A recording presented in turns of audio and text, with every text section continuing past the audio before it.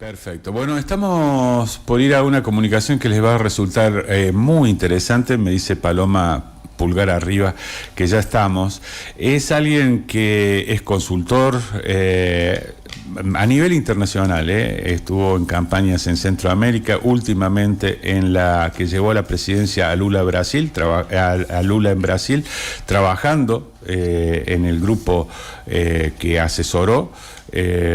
Y estuvo también en la campaña del Frente Amplio de Uruguay, que llevó a Yamandu Orsi a la presidencia, y con él vamos a hablar. Marcelo Falo, muy buenos días y gracias por atendernos. Buen día, ¿cómo estás, Sergio? Un gusto siempre hablar con ustedes. Bueno, para nosotros exactamente lo mismo. Estamos en una situación, no digo preelectoral, todavía falta un poco en Argentina, pero conocer un poco la opinión de un experto ya en estos temas es lo que buscamos y lo que buscamos transmitir a nuestra audiencia. ¿Cómo puede repercutir? Lo primero que me interesa preguntarte, Marcelo, ¿cómo puede repercutir esta pelea del presidente de la Nación con los gobernadores, con la mayoría, la gran mayoría de los gobernadores que eran sus aliados hasta hace muy poquito tiempo, y hasta con la vicepresidenta de la Nación? ¿Cómo puede esto traducirse luego políticamente? Bueno, nada de lo que está pasando es una sorpresa, ¿no? Uh-huh.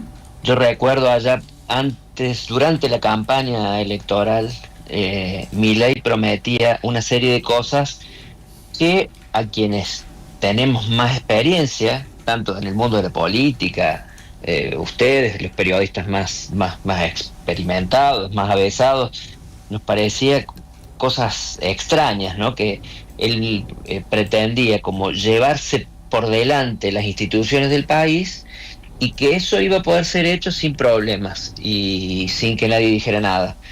Y yo recuerdo muchas entrevistas, ¿no? Frente a periodistas que azorados le preguntaban, pero ¿y cómo va a hacer esto? ¿Cómo va a dinamitar el Banco Central? ¿Cómo va a dolarizar la economía? ¿Cómo va prácticamente cerrar el Estado? ¿Cómo va a bajar el déficit de la manera en que usted anuncia? ¿Cómo va a cerrar las universidades públicas o por lo menos quitarles el financiamiento? ¿Cómo va a congelar las jubilaciones sin que eso tenga repercusiones negativas? ¿Cómo va a poder conseguir eso en el Congreso? ¿Cómo va a poder conseguir el apoyo de la gente para eso? Y él siempre salía con respuestas mágicas, ¿no? Como que no, eso lo vamos a poder hacer, y si no vamos a convocar un plebiscito, y si no vamos a ir a la justicia. Todas cosas que desde el punto de vista institucional sonaban hasta ridículas, y es lo que estamos viendo ahora, es lo que está ocurriendo, ni más ni menos. Es un presidente que, como dice él, aprieta el acelerador en las curvas, entonces trata de tener como bandera, como insignia de su gobierno, el equilibrio fiscal o el superávit fiscal, sin importarle cómo lo logra. Ya sabemos cómo lo está logrando. Está congelando las jubilaciones, suspendiendo las paritarias para que no haya aumentos salariales, postergando pagos, suspendiendo la obra pública, o sea, paralizándola a la obra pública,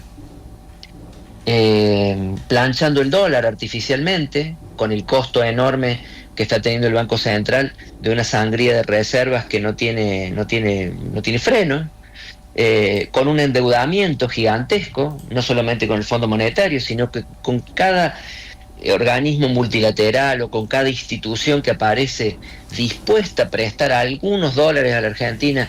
Ahí vamos a endeudarnos nuevamente para tratar de sostener este modelo loco que lo único que hace es crear un país para un 25-30% de argentinos y dejar afuera el resto.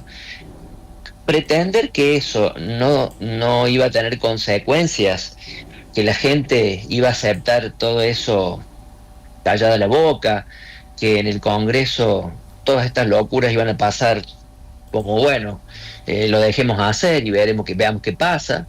La verdad que era imposible de pensar que esto iba a llegar a ese punto. Ahora, no solamente la microeconomía está mal, o sea, no solamente las familias están mal, no solamente cada uno de los trabajadores, formales o informales, no están llegando a fin de mes, no solamente los jubilados no están pudiendo comprar los remedios, sino que también, y no solamente el consumo está cayendo, sino que además la macro está fallando, ¿no? El Banco Central no acumula reservas, la inflación parece no estar tan frenada, el déficit de cuenta corriente por un aumento exorbitante de las importaciones respecto de las exportaciones está haciendo temblar la economía. Y bueno, eso, digamos, es un poco lo que se preveía 2 años atrás cuando este hombre decía las cosas que iba a hacer, pero ahora las está haciendo y parece que hasta acá llegó porque todo le está saliendo mal. Los pequeños logros los disfrazan de grandes logros, ha ideologizado su política, ya ni siquiera hay un pragmatismo de decir, bueno, hagamos las cosas con sentido común, lo que tenga que con lo que tengamos que hacer y vamos avanzando de a poco en esto que nosotros creemos en este modelo. No, es atropellando a la gente, es insultando, es tratando de imponer las cosas, atropellando a todo el mundo, y bueno, y la política no funciona así, la gente no funciona así, entonces es lo que estamos viendo, no hay mayores sorpresas. El problema es que la economía se está deteriorando demasiado rápidamente y la gente lo siente en el bolsillo. Cuando uno ve las variables macroeconómicas que están dando malos números y ya Milei no logra engañar a nadie porque ya van 2 bancos internacionales de gran prestigio que le han quitado el respaldo. Entonces cuando empiezan a ocurrir estas cosas, es decir, y que a veces se dibujan con los promedios algunos números, como por ejemplo los números del consumo, que de algún momento empezó a decir, bueno, el consumo venía cayendo, ya se recuperó. No se recuperó nada, se recuperó el consumo de un porcentaje de la población de la Argentina, en función del crédito. Los que tenían tarjeta de crédito empezaron a poder bicicletear los pagos, los que tenían acceso al crédito, los que tenían algún ahorro, algún dolarcito guardado o algún peso guardado, empezaban a usarlos para poder sobrevivir en el día a día. Pero eso se va acabando, eso se agota, el crédito a las familias se les agota, no se pueden endeudar ilimitadamente, los ahorros se acaban. Entonces, es un problema. Si uno empieza a mirar también cómo funcionan los números de la economía por sector, se va a dar cuenta que hay un 30% de la economía de las familias que tienen más poder adquisitivo que no están tan mal, y a algunos hasta le va un poco mejor, pero el resto está cayendo a un abismo que pareciera no tener fin, ¿no? Marcelo, un pozo de esos. Marcelo, ¿cómo se puede traducir esto en las elecciones de medio término, de renovación parlamentaria? Porque habíamos visto el mes pasado un estudio de Subán Córdoba que decía que ya el 56% de la gente decía en esa encuesta no estar dispuesta a acompañar con su voto a Javier Milei, pero un porcentaje muy parecido, el 52%, decía que no encontraba a quién votar. Sí, porque no es que alguien está capitalizando esto. Esto es lo que electoralmente seguramente va a pasar. Está claro que hay un enojo con Milei, aún de la gente que lo votó, o de mucha de la gente que lo votó. Esto es un poco la carrera entre la esperanza y el sacrificio, ¿no? El que todavía está dispuesto a hacer un esfuerzo más grande todavía tiene lugar para la esperanza. Cada vez creo que la esperanza se acorta y el sacrificio se agranda, porque el presente es cada vez más pesado y el futuro se ve cada vez más incierto, ¿no? Esto es así, realmente es lo que está ocurriendo. Ahora, electoralmente nunca se sabe, porque esto no lo está capitalizando nadie, porque la gente tampoco quiere volver atrás. Entonces, pero se encuentra con que este hombre en el que habían puesto la esperanza no le está dando lo prometido. Entonces la gente está, casi te diría que los enojados se van a quedar en su casa y va a costar mucho que salgan a votar. Esto es más o menos lo que creo que va a ocurrir. Está más o menos ocurriendo. Hay está cayendo, digamos, la cantidad de gente que va a votar porque pasa esto, ¿no? no está dispuesto a apoyar al Partido Libertario, pero tampoco están dispuestos a votar a otro que no sabe o que ya lo defraudó en el pasado. Entonces, el escenario electoral es incierto, pero está claro que el gobierno tiene cada vez menos respaldo. Y esto que pasó, que es donde comenzó esta conversación, y yo después ya me extendí hablando de la situación real, porque creo que es la madre de todo lo que está pasando, es la situación concreta de lo mal que le está yendo a la Argentina con estas políticas de Milei, por donde comenzaste la charla, que es qué pasa con el Senado y cómo se traduce políticamente y todo lo demás. Bueno, está claro, las provincias están viviendo una asfixia, los gobernadores están tratando de que aquello que históricamente ocurrió, que la nación se quedara con la plata de las provincias, bueno, hay momentos de la historia en que los gobernadores dicen, vamos a buscar lo que es nuestro y no nos dan. Porque la verdad es que no es que las provincias estén pidiendo cosas que no les correspondan. Milei, en esto de parar los pagos, está parando los pagos de las provincias también.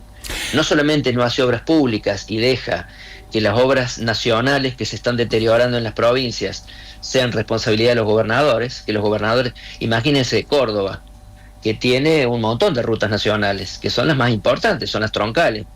Y el gobierno nacional hace 2 años no las cuida, no se ocupa, no las mantiene. Entonces le tira la responsabilidad a los gobernadores. Y los gobernadores, que ya venían haciendo un esfuerzo para mantener las rutas provinciales, ahora también se tiene que ocupar de las rutas nacionales. La plata no alcanza para todo. La situación nacional que se deteriora, no se deteriora en la capital federal, se deteriora en toda la Argentina. Entonces los gobernadores tienen que salir a atajar los problemas que eso les genera, la caída del consumo, la caída en la recaudación, la caída en la actividad industrial. Una provincia como Córdoba sufre mucho las políticas de Milei. Las políticas de Milei le están haciendo un daño enorme a Córdoba, a provincias como Córdoba. Esto se está sintiendo mucho en Córdoba, se está sintiendo mucho en Santa Fe, se está sintiendo mucho en la parte industrial de Buenos Aires, porque Milei le ha dado la espalda a la industria, porque abrió las importaciones indiscriminadamente y la industria lo está sintiendo, porque la competencia es desleal, porque los impuestos no bajaron. O sea, Milei dijo voy a bajar el déficit para bajar los impuestos no bajaron, y al campo le subieron.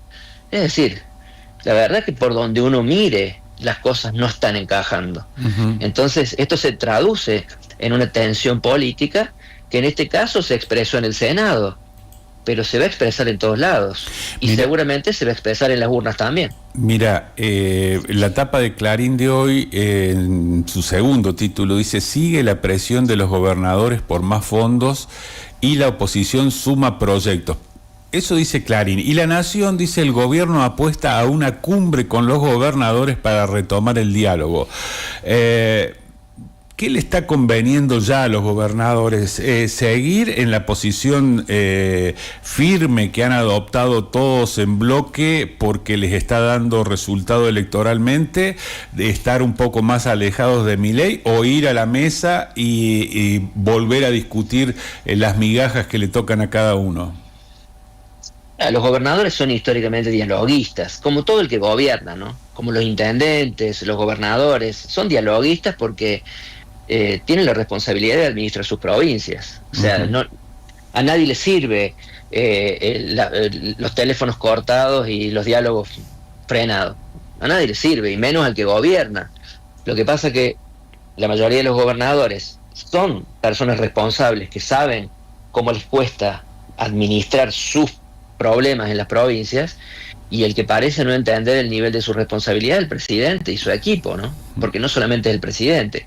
Convengamos que el presidente está rodeado de un grupo de gente que pareciera que no le dice las cosas como son. Pareciera ahí que Franco es un poco más racional, pero ¿hasta cuándo se puede ser racional con un presidente que quiere romper todo?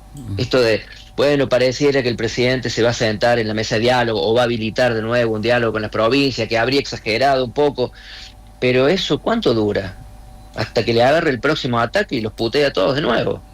A los legisladores, a los diputados, a los senadores, a su propia vicepresidenta. Es muy peligroso eso también. No porque sea peligroso que el vicepresidente y el presidente se lleven mal. Es por el nivel de confrontación. que no le sirve a nadie, que no ayuda a la democracia. Vos sos un gran defensor de la democracia, Sergio. Vos en carne propia has peleado para defenderla, ¿no? Cuando no la teníamos, y para cuidarla cuando la teníamos. Y esto es algo que, ya lo dije, creo que la última vez que hablé con vos, que ya no recuerdo en qué país estaba en ese momento, ahora estoy en Honduras, que también hay un proceso electoral acá. Pero no me acuerdo dónde estaba, y en ese momento también hablamos de la preocupación por la democracia, porque estos comportamientos de sesgo autoritario, totalitario, no son buenos para la democracia. Esto de decir, no voy a o pretender cuestionar una votación del Senado que es por unanimidad. Vos podés criticarla, podés opinar en contra, pero no podés decir, no la voy a respetar, la voy a romper, voy a usar todos los medios para no hacerle caso. Empieza a ser muy peligroso para la democracia este comportamiento tan radicalizado de Milei y su gobierno. Entonces, yo creo que ese es el principal problema que tiene la Argentina, no porque esté en riesgo la democracia, sino porque se deteriora, se socavan los cimientos de la democracia, porque uno de los cimientos de la democracia es el diálogo, aún en la confrontación es el diálogo. Uno no cierra nunca las mesas de negociaciones, nunca, no existe prácticamente, salvo en las guerras, y a veces hasta en las guerras hay treguas, momentos de negociaciones, pero acá estas actitudes de Milei y la mayor parte de su gobierno son de confrontación permanente, son de ruptura, son extremas, son muy radicalizadas, y la Argentina no tiene margen para eso. No es que venimos de periodos de bonanza, nosotros venimos peleando para salir adelante, hace muchos años ya. Es grave el daño que se le ha hecho a la Argentina, sobre todo en los tiempos de la dictadura, que la gente no alcanza a dimensionar cuán profundo fue el daño que se le hizo a la economía argentina en esos tiempos. Entonces, me parece que no estamos en condiciones de ponerla en riesgo, o por lo menos de poner en riesgo sus bases más sólidas, como son el diálogo, el entendimiento, el respeto por las instituciones. La Argentina va a tener que retomar ese camino. Ojalá en las urnas la gente se atreva a darle un cachetazo a Milei, para que se dé cuenta de que para gobernar hay que consensuar, para gobernar hay que sentarse y dialogar, para gobernar a veces hay que avanzar y a veces hay que ceder, porque es la Argentina la que está en juego, y son los argentinos los que viven adentro. Y hoy yo veo con preocupación que la Argentina se está convirtiendo en esos países que yo veo por América Latina cuando viajo en este trabajo de consultoría política. Son esos países donde a veces la macroeconomía funciona bien, donde tienen acceso al crédito, donde el riesgo país no es tan alto, pero son países donde el 70% de la población está afuera, sobreviviendo. Y el 30% empuja el motor de la economía. Pero ese es el país que queremos. Esa no fue nunca la Argentina. Por Marcelo, lo menos desde el peronismo para adelante. Sí, Marcelo, quería preguntarte, ¿seguís este trabajo que estás haciendo? Me decís, ¿en Honduras estás? En Honduras estoy ahora en Tegucigalpa, sí. ¿Cuándo hay elecciones ahí? Acá las elecciones son en noviembre. Te quería preguntar, ¿seguís trabajando para la consultora brasileña? No me acuerdo el nombre. Sí, sigo trabajando con ellos. Son varias las consultoras que a veces trabajan en equipo y a veces trabajan individuales, y yo tengo la suerte de que siempre me llamen para cada uno de los proyectos, así que bueno, sí, seguimos trabajando con ellos. ¿Cómo nos ven ellos? Vos nos estás contando un poco lo que ves en tu recorrida y cómo nos empezamos a parecer cada vez más a algunos de los países hermanos. ¿Cómo nos ven ellos? ¿Qué te preguntan los consultores internacionales cuando se reúnen a armar las campañas o cuando salen después del laburo a comer? ¿Qué te preguntan de la Argentina? ¿Qué les llama la atención de la situación en la que estamos? Mira, primero, lo primero que surge siempre sobre la Argentina es el país maravilloso que Argentina es. Y te digo que a mí me sigue llenando de orgullo cada vez que hablo de la Argentina, porque somos un país muy maravilloso.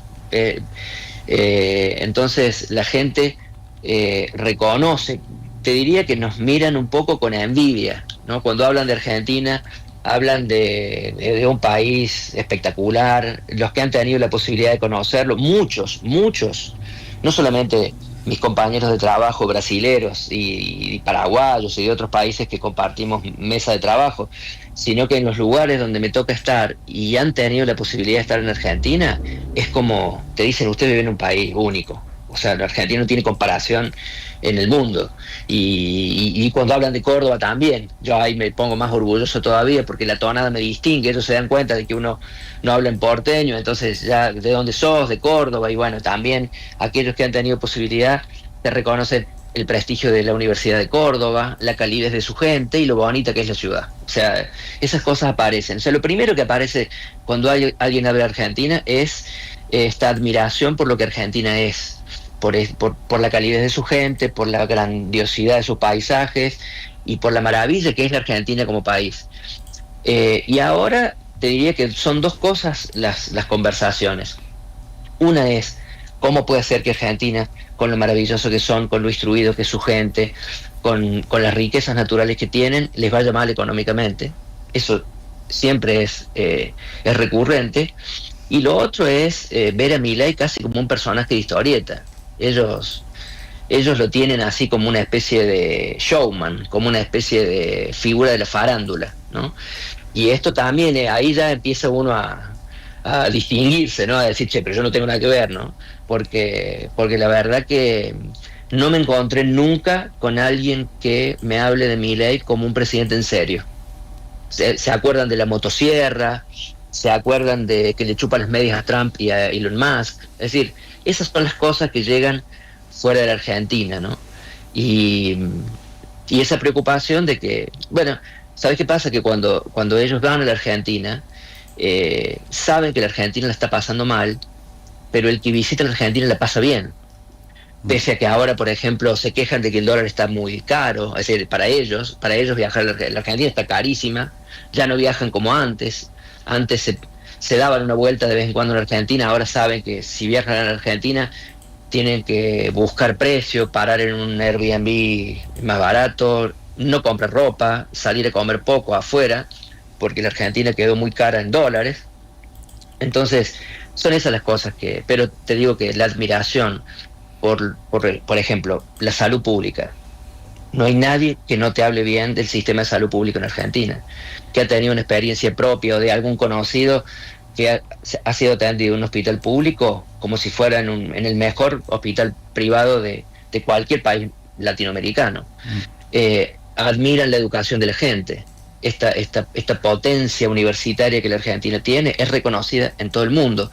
No hay prácticamente profesional que yo me encuentre en casi ningún país de América Latina que no haya hecho algún posgrado en la UBA o en la Universidad Nacional de Córdoba, o que no haya estudiado alguna carrera ahí, porque saben del prestigio que tiene la universidad.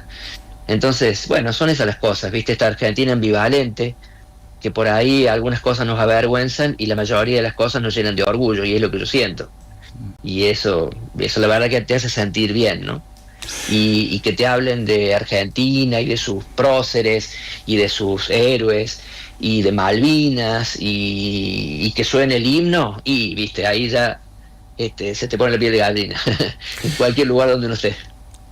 Marcelo, gracias por la atención de siempre para con nuestra radio, nuestra cooperativa. Te mandamos un abrazo grande y bueno, el afecto de siempre. Gracias, Sergio, un abrazo, saludos a toda la gente de la radio.